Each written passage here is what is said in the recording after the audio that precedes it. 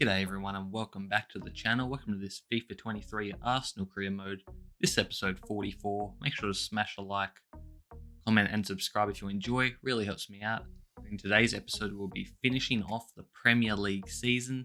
And will it be the end of the Champions League season? You will find out shortly in the second leg against Inter Milan. But first up we have a massive game here against Liverpool. You see there we're 1 point ahead of Manchester City, but they have a game in hand so they can take the lead in the title race. And then Manchester United are also very close behind. So it's still anyone's league, but every game is a massive game from here. You see we have Liverpool, Chelsea, and I think it was Burnley and Leicester, as you see in the calendar there. But we also have a massive Champions League matchup against Inter Milan, where we are currently down by 1 goal, but we do have the following match at home. And we also have this game against Liverpool at home. You see the team there? They've got the ex-Arsenal guy, Joe Willock, is actually in midfield for them, but they have a crazy good squad as well. So Liverpool have been doing some good business. And they don't really need to do that much business. Their team's pretty close. Close, I shouldn't say perfect, but pretty much a world-class squad at this stage. And with the likes of Arati also being in the midfield. And he gets it ahead to Salah, and Salah still scoring for fun, even in year 3 of this career mode. And he stayed at Liverpool this whole time, and he gives them an early lead there, just 7 minutes in. Liverpool up 1-0. But we'll look to respond straight away, basically from kickoff now. Saka cuts inside, sees Jesus, and Jesus somehow beats Van Dijk for the aerial ball and hits it past the keeper. I'm pretty sure even if he missed that, he might have got a penalty there because Van Dijk took him out after the shot as well. But a great goal there by Jesus. And now Liverpool cut it back inside Fabinho, but it's a big save by Ramsdale. Fabinho, a great CDM for Liverpool, but he just wasn't able to complete the goal there. And now Tomiyasu coming down the right-hand side, basically goes all the way, cuts back, finds Saka to Milinkovic-Savic outside of the boot, Travella. And if you play this game, you know that shot is a little bit OP at this stage, but it still looks beautiful. And Milinkovic-Savic gives us the lead going into the halftime break. And Dest cuts it into Bellingham. Bellingham gets his shot blocked, but Jimenez makes a mare of it. Dest gets it back, and we turn with Jesus, and Jesus scores another one to give us a cushion and a 2-goal advantage now. Can we hold on and wrap up the 3 points? If we get another goal, that'll certainly be the case. But Bellingham plays it back to Rice, back to Bellingham. Bellingham tries to find Jesus, but Van Dijk gets it, but he gives it away straight away. And Bellingham gets it out wide to Trossard. Trossard cuts it across to Jesus with a simple side foot and gets into the back of the net. That was one position I think Liverpool could have used a better player, was in goal, because I don't think it was Alisson. I think it was a backup. But we win that one 4-1. Massive ramifications with that result, getting all 3 points. But you see there, Manchester City do win their game against Brighton, so the league title race is still very much on. And now we have a game against Inter Milan. Can we make the Champions League final? Can we win this and go ahead in aggregate? Only down by 1, so it's not the biggest mountain to overcome. You see there, it's going to be Manchester City in the final, beating AC Milan on penalties.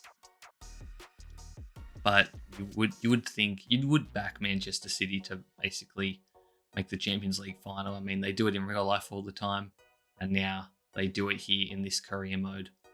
But Inter Milan play an interesting formation, a bit of a 3-5-2, but I guess when they're in the defense, they try to play 5 at the back. But this man here, Gabriel Jesus, Champions League top goal scorer this season.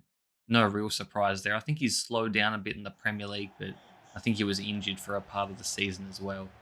But here we are at home, having had to travel, and hopefully we can get a massive result here.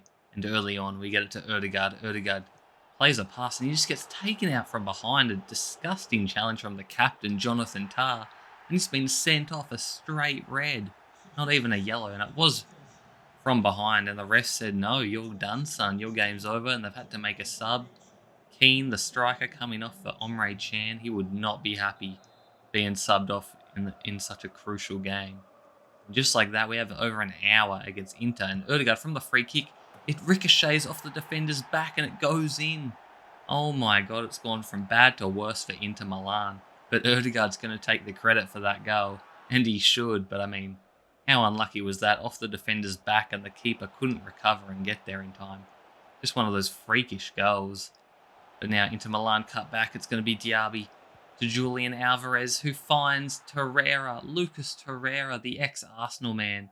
And he was one of my favourite players for the short time we had him. I would have loved to have seen him get more game time and stay with the club, but unfortunately that didn't happen. But Jesus scores one there for us to tie it back up on aggregate. We take the lead 2-1 now, going into the half-time break. And now Odegaard, who can he find? He finds his man Jesus again, and Jesus doesn't miss the one-on-one.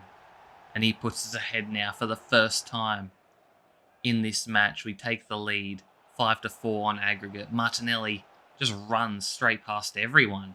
Saka now, what can he do? He's going to hit it across. I think it nutmegged the keeper there, and Jesus just walks it across the line. And all of a sudden, it looks like we are making our way to the Champions League final against Manchester City, an All-England showdown. But first, we want to put it to bed. Saka goes himself and scores. I thought he might have made the wrong decision there going himself, but Bukayo Starboy Saka gets it done, and it's 5-1, 7-4 on aggregate now. Inter Milan coming forward. They have to go all out, obviously, and Camavinga with a good pass there. And they get it to Diaby, and Diaby scores. I think this is Moussa Diaby, and he was linked to Arsenal in real life, I believe. I thought about bringing him over, but Saka obviously plays the same position, and he has that position on lock. But you see that the XG was actually pretty even according to the game, but I think we just made the most of our chances, and their goalkeeper didn't really make any saves himself. But we're going to be going up against Manchester City in the last game of the season, and possibly the series. I don't think I'll be doing another season unless you guys really, really want it. And I do appreciate all the new subscribers and the views I've been getting recently. I know not many people comment at all on the videos, but I do appreciate anyone who just watches the video or gives it a like. It does really help me out. You see here, we still have 3 games to go in the Premier League, and Chelsea is next, so another massive game. And you see the other teams around us, it's still not a shoo-in that we're going to win the league here. I mean, I would love to. I want to try to get that double and get that elusive Champions League trophy. But to do that, and to win the Premier League title, we're going to have to go to Stamford Bridge here and get a win. We get to Jesus early on here. Jesus hits it across the keeper, Mendy. And we go up 1-0 pretty early on here. And this game was pretty dead. It seems like Chelsea, whenever I play Chelsea, they just play very defensively, and there's just no opportunities for either team, really.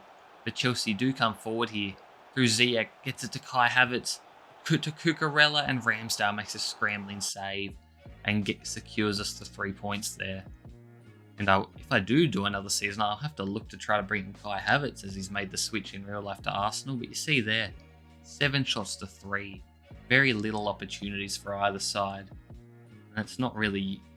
And I'm not really used to that. Normally it's like 15 shots to 10. It's a real open game. But against Chelsea, just the way they play it really makes the game slow down and be a bit boring. But next up we have Burnley at Turf Moor. No games are given, but we should be winning this one. I think Burnley basically in the relegation zone and probably won't be getting out of it, especially if we get a win here. And we are going to start off early here. Actually, not early, sorry, but with the first attack here coming a bit before halftime. We get it into Jude Bellingham to Odegaard. Odegaard outside of the foot, and the captain gives us the lead there. What a finish that was. Those goals just look so beautiful and so effortless on this game. Probably a bit too OP and too strong, but I mean, I'll take it. But Burnley look to equalise, but Ramsdale makes a save basically right on halftime. And now we have another free kick. Odegaard's going to hit one, but it gets blocked by the wall this time. Saka retrieves it, gets it out to Ben White, who gets it back to Saka. And Saka's going to hit one from distance. And I'm not sure what the goalkeeper was doing there. It looked like he was off his line, and then it was just caught in no man's land as Saka just looped it over his head beautifully. And Saka now this time looking to play provider. But he goes himself again. He hits it again. Almost the exact same result, but he hits the crossbar and is denied. But we get the 3 points there, and that's the main thing. End up winning 2-0. but it was a pretty even game there. Burnley won on XG, but Ramsdale was quite good. I just didn't put all these highlights in because I don't want this episode to be going too long, as it pretty much is the penultimate episode.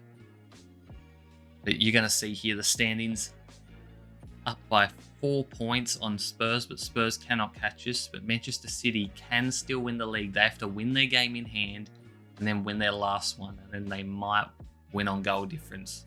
But if we just have to draw or win our next match and the title is ours, or if Manchester City don't win against Aston Villa or whoever they're playing before their last game, we would have already had the title wrapped up. But you see there, our last game in the Premier League is going to be against Leicester and then Manchester City in the Champions League final. We are going to check the standings, and Manchester City have choked it.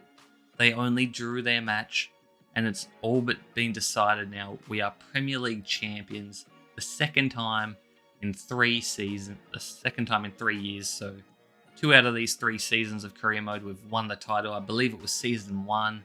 Season 2, I think we bottled it on the final day. And then season 3, we've come back with a vengeance and won the league. We didn't get a massive amount of points either. Pretty low for a league winner, especially in real life. I don't think you get the job done up against the likes of Man City. But in this save, it was enough, and that's all you can ask for. Just win the title no matter what. But now going to Leicester, basically celebrating. Did play my first team just for the celebrations. I think if you play, you're more, I guess you'd say, second and third team players than they're the ones that are celebrating. So I decided to play the starters and just pray no one gets injured. And Jesus with a scorpion kick, and it goes in. But I think it actually went down as an own goal, as I believe the keeper saved it into the defender's chest and then it crossed the line. So unfortunately that does not go to Jesus's goal scoring tally, but it'll go down for another Arsenal goal, and that's the main thing. As we're wrapping up this game here, but Leicester did have one final chance, but it goes off the crossbar and out of play, and the ref's going to blow his whistle there. And we have won another Premier League trophy. I'm going to cut the celebrations a little bit short, but I'll be back shortly. Thanks for watching, and I'll be with you after these celebrations.